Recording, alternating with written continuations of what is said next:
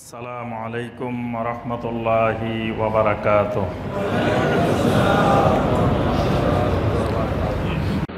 এই যে কয়দিন আগে দেখলাম একজন হাফেজ মাওলানা নাম দেওয়া, তার আগে তিনি বলতেছেন যে মূর্তির আরবি হলো ওয়াসান আর ভাস্কর্যের আরবি হলো তেমসাল। তো দুটা এক জিনিস না, সুতরাং তেমসাল জায়েজ আর ওয়াসান বা আসনাম এগুলো জায়েজ নাই। এটা বলছেন কিভাবে? তিনি কোরআনের একটা আয়াত দিয়ে দলিল দিছে।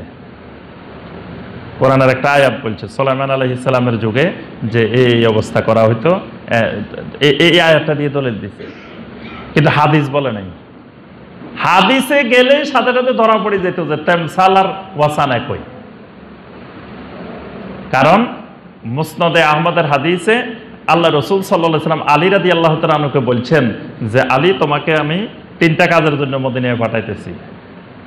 প্রথমে একজনকে দায়িত্ব দিচ্ছেন, উনি পারে নাই, পরে আলী রাদিয়াল্লাহু তাআলা আনহুকে পাঠাইছেন।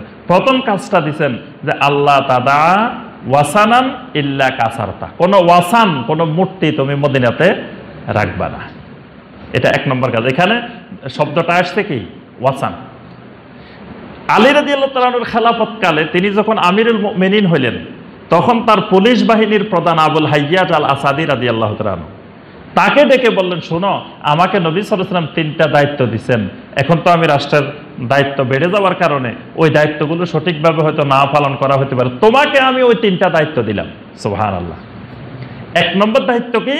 আল্লাহ তাদা তেমসালান ইল্লা তমাস্তা। তোমার প্রথম কাজ, কোনো তেমসাল রাখবা না, সবগুলা মুছে দিবা। তাহলে এখানে আলী রাদিয়াল্লাহু তাআলা শব্দটা ব্যবহার করছেন কি? তেমসাল। তো উনি যে ব্যাখ্যা দিলেন, উনি যদি হাদিস পড়তেন বা হাদিস মানতেন, তাহলে কিন্তু ওই ব্যাখ্যার সুযোগ ছিল না যে হাদিসে তেমসাল আর মূর্তি একই অর্থে ব্যবহার হয়েছে।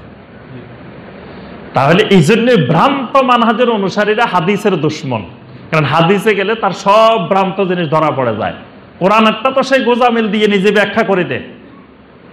এই জন্য দেখবেন যে কেউ বলে যে হাদিস মানা যাবে না, সুন্নাহ মানতে হবে।